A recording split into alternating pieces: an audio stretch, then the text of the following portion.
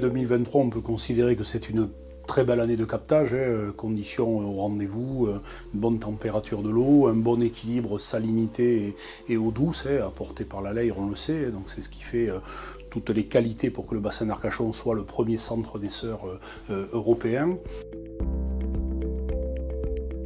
Et là, on n'a pas encore les résultats des premiers comptages, mais à vue de nez, avec l'expérience, on peut considérer qu'il y a certaines coupelles qui sont pareilles, entre 600 et 1000 huîtres. C'est comme les poils de la barbe, c'est vraiment poivré. 2022, à l'époque où on dénombrait environ entre 400 et 600 huîtres par coupelle, ce qui était déjà énorme, alors qu'en réalité, on en a peut-être sauvé 10% au final.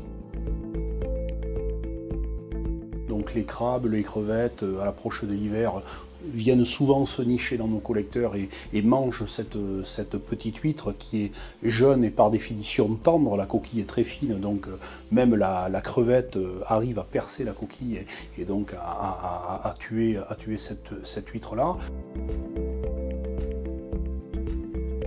Il peut y avoir des pathogènes, des éléments extérieurs qui font qu'il y a des taux de mortalité. On commence déjà à en observer quelques-uns. Et puis surtout, il y a ces éléments extérieurs qui sont la tempête, des choses que l'on ne maîtrise pas, avec de la houle qui brasse les fonds, qui chavire les structures.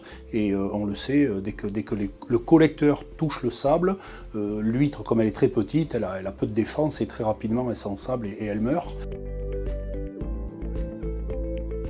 Il faudra que les naissains résistent sur les collecteurs jusqu'à qu'on puisse les détroquer au mois de janvier-février.